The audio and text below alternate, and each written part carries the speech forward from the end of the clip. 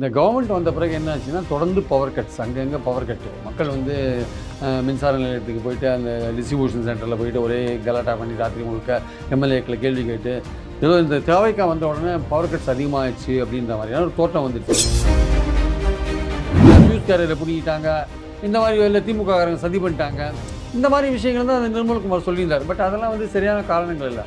டிரான்ஸ்பரண்ட்டாக நீங்கள் வெள்ளை அறிக்கை விட்டீங்க, புள்ளி விவரம்லாம் சொன்னீங்க. டிரான்ஸ்பரண்ட்டாக எஸ், நம்மளுடைய தேவைக்கும் நம்மளுடைய டிமாண்டுக்கு உற்பத்திக்குமான கேப் இங்கே இருக்குது.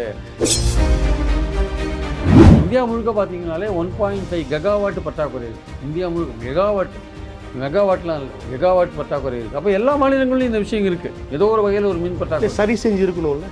இல்லை, சரி செய்யறதுக்கான வாய்ப்பு உற்பத்தி என்ன பிரச்சனை அப்படிங்கும்போது இந்த ஒயிட் ஸ்டேட்மெண்ட்ல சீரியஸ் அலிகேஷன்ஸ்லாம் வைக்கிறாங்க. இல்லை, உற்பத்தி அதிகரிக்காத நீங்கள் வந்து இதை சரி பண்ணவே முடியாது. கடந்த 5 ஆண்டுகளில் இந்த மின்துறையில் ஊழல் நடந்திருக்கு, பெரிய அளவில் நடந்திருக்கு, நடந்திருக்கலாம். இன்னும் அது பேசுது. டிரான்ஸ்ஃபார்மர் ப்ரொக்யூர்மெண்ட்டில் வந்து கேஸ் போகுது இல்லை செந்தில் பாலாஜி மேலே, அதை வந்து இப்போ கவர்னருக்கு எழுதியிருக்காங்கல்ல. அவன் சொல்கிற விலை 6,000 ரூபா, டெண்டர் போடும்போது 7,000 ரூபா 8,000 ரூபா போட்டு டெண்டரை வாங்கிட்டான்னா அந்த கேப்பை வந்து ஊழல் பண்ணுறவங்க தானே வாங்கிப்பான். நீங்கள் அதில் ஒன்றும் கண்டுபிடிக்க முடியாது, ஊழல் நடக்காதுன்னு சொல்ல முடியாது. திமுக ஆட்சியிலையோ அதிமுக ஆட்சியிலையோ நடக்கலாம் உறுதியாக சொல்ல முடியாது. பர்ச்சேஸ் பண்ணும்போது ஊழல் நடந்து தான் இருக்கும். அதை இவங்க எவ்வளோ தூரம் கண்டுபிடிக்கிறாங்க, ஆக்ஷன் எடுக்கிறாங்கன்றதை பொறுத்து தான் பார்க்கணும்.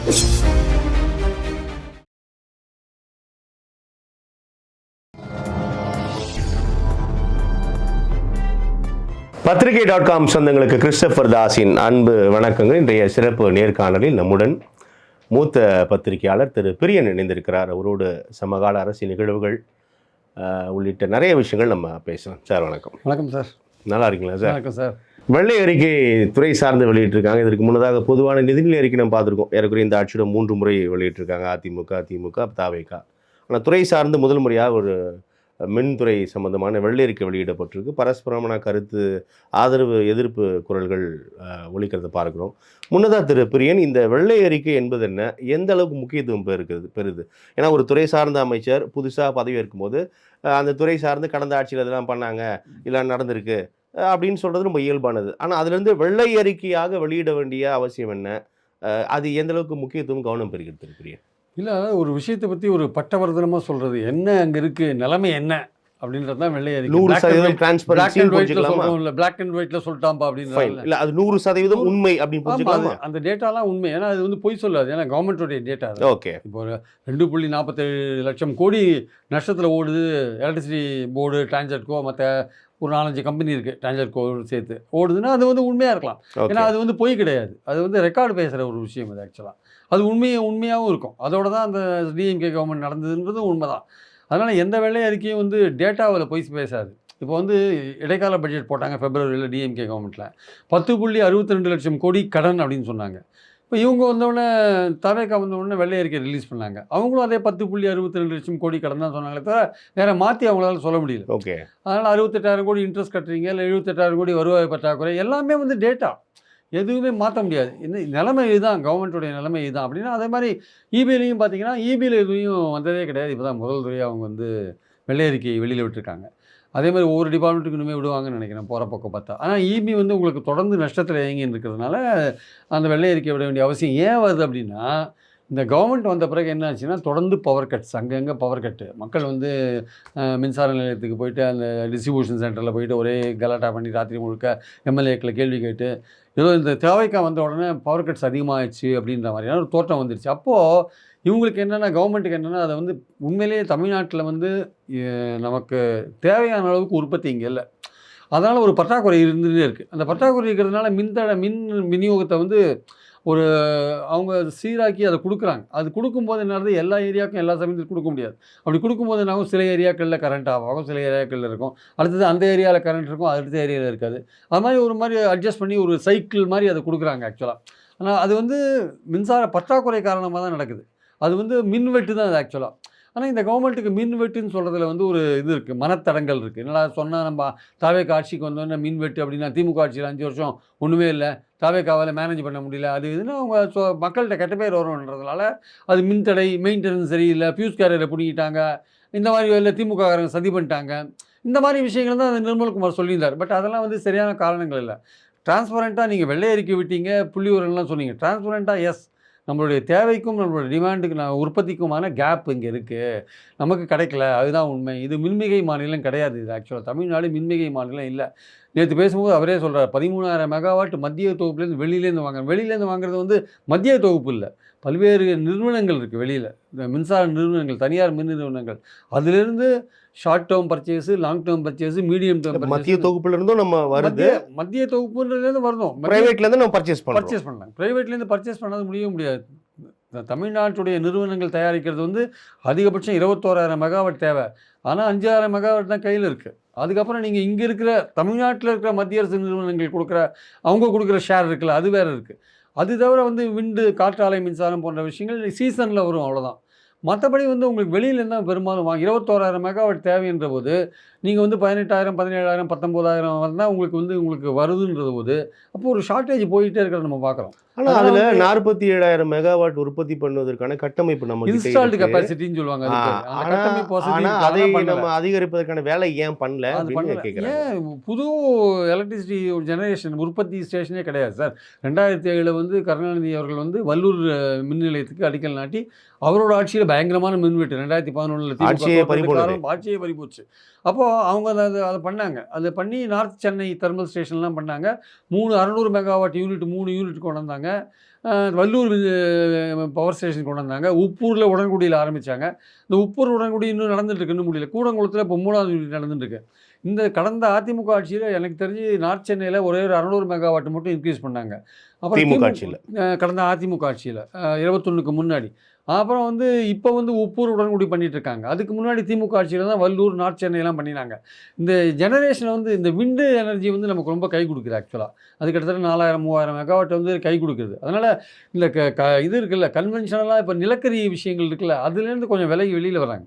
நிலக்கரி பயன்படுத்தி மின்சாரத்தை உற்பத்தி பண்ணுற அந்த இது இருக்குல்ல, ஸோ க்ரீன் எனர்ஜின்ற ஆஸ்பெக்டில் போகிறாங்க. ஆக்சுவலாக க்ரீன் எனர்ஜின்ற போது மின்சாரத்தை பயன்படுத்துறதை குறைச்சி வேறு பல நான் கன்வென்ஷனல் சோர்ஸஸில் போகும்போது தெர்மல் ஸ்டேஷன்ஸ் போடுற விஷயங்கள் கொஞ்சம் கொஞ்சமாக குறையுது ஆக்சுவலாக. அப்போ வேறு மாதிரி விஷயங்கள் சோலார் எனர்ஜி, விண்ட் எனர்ஜின்னு போகிறாங்க.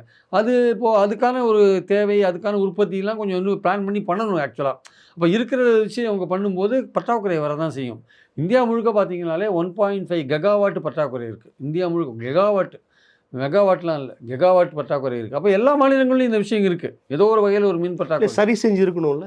இல்லை, சரி செய்யறதுக்கான வாய்ப்பு உற்பத்தி என்ன பிரச்சனை அப்படிங்கும்போது அந்த ஒயிட் ஸ்டேட்மெண்ட்ல சீரியஸ் அலிகேஷன்ஸ்லாம் வைக்கிறாங்க. இல்லை, உற்பத்தி அதிகரிக்காத நீங்கள் வந்து இதை சரி பண்ணவே முடியாது. ஆனால் ஏன் அதுக்கான வேலை பண்ணலன்ற அதுக்கான வேலை வந்து பவர் ஸ்டேஷன்ஸ் ஒரே நாளில் வந்துடாது சார். ஒரு பவர் ஸ்டேஷன் நீங்கள் அடிக்கல் நாட்டிங்கன்னா குறைந்தபட்சம் 6 வருஷம் ஆகும். அது இப்போ 2வது வந்து நிலக்கரியை யூஸ் பண்ணி ஒரு பவர் ஸ்டேஷன்ஸ்லாம் இப்போ குறைக்கிறதுக்கு பார்க்குறாங்க. அதனால் வந்து அதை வந்து அதுக்கான என்கரேஜ்மெண்ட் இப்போ இல்லை. அட்டாமிக் பவர் ஸ்டேஷன்ஸு அது வந்து இப்போ எதிர்ப்பு நிறையா இருக்கும். அட்டாமிக் பவர் ஸ்டேஷன் இப்போ கூடங்குளத்துலேயே வந்து 6 யூனிட் மொத்தம், இப்போ 3வது யூனிட் தான் ஆரம்பிக்குது.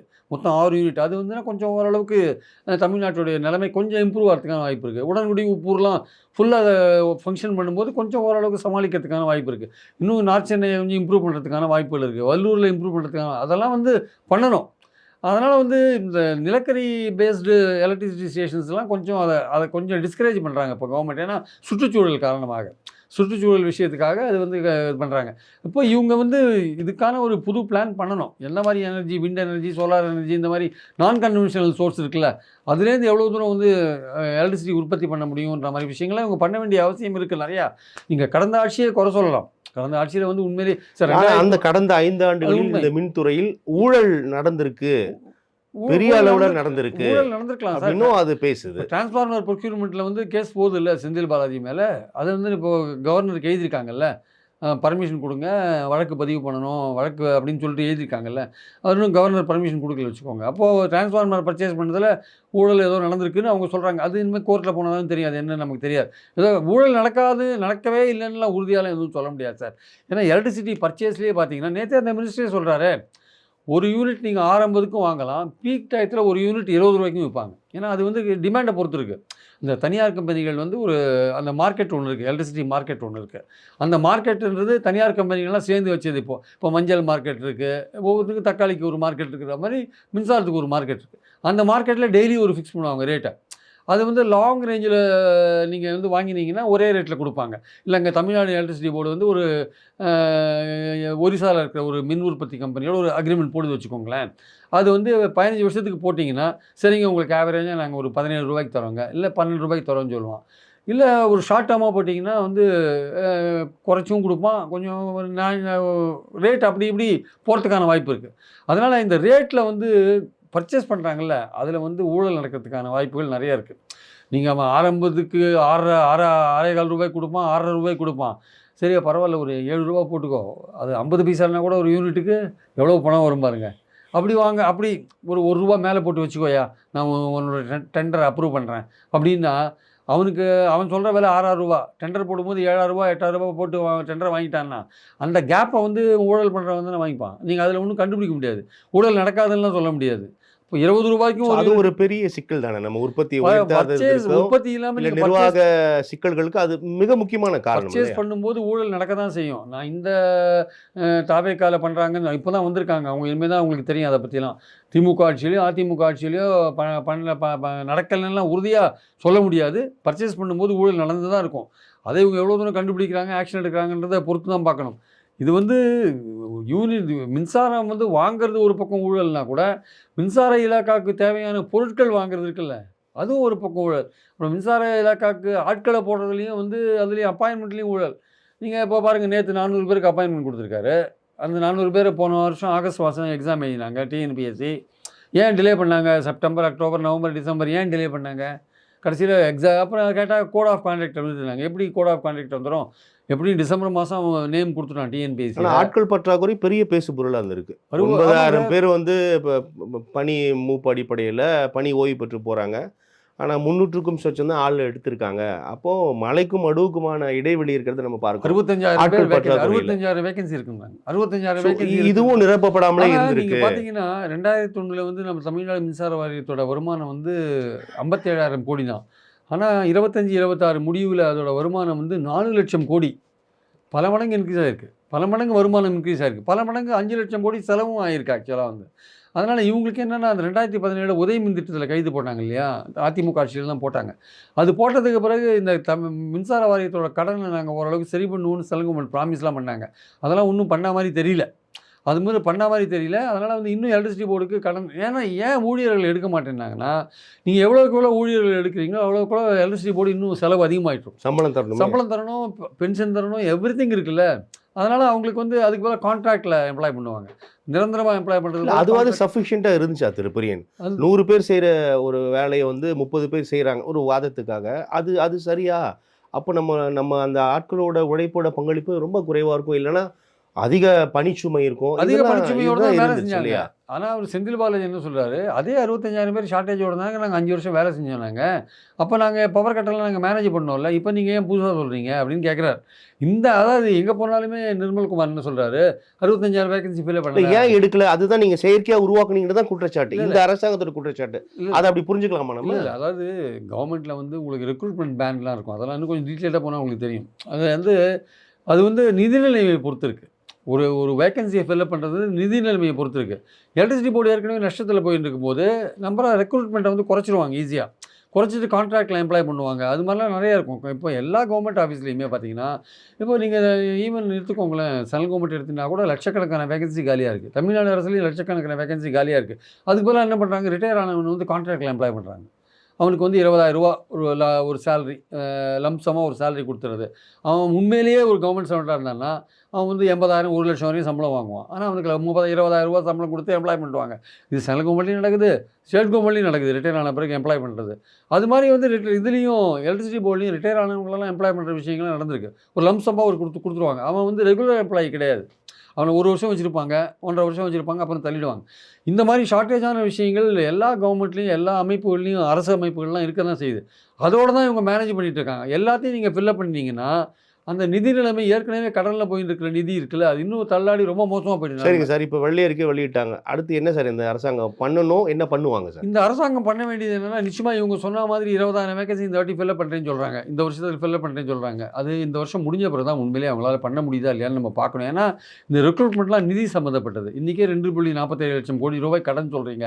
2வது நீங்க உற்பத்திக்கான விஷயங்கள் என்ன பண்ண போறீங்க? அடுத்தது என்ன புது ப்ராஜெக்ட் கையில வச்சிருக்கீங்க? அடுத்த 3 வருஷம் நீங்க வந்து எவ்வளோ உற்பத்தியை பெருக்க போறீங்க? அது எவ்வளோ வெளியில வாங்குறத எவ்வளோ தூரம் குறைக்க போறீங்க? வெளியில வாங்குறத எவ்வளோ தூரம் டிரான்ஸ்பரண்டா வெளிப்படைத்தன்மையோட நீங்க வாங்க போறீங்க? அதுல ஏதாவது ஊழல்கள் போன்ற விஷயங்கள் இல்லாத எப்படி நீங்க பார்க்க போறீங்க? 2வது வந்து வெளிப்படையா ஒத்துக்கோங்க. சில விஷயங்கள்லாம் ஒத்துக்கணும் வெளிப்படையா. அரசாங்கத்தில இதான் பிரச்சனை, இதான் பிரச்சனை, இதான் பிரச்சனை. நீங்க ஒத்துனீங்கன்னா பிரச்சனை இல்ல.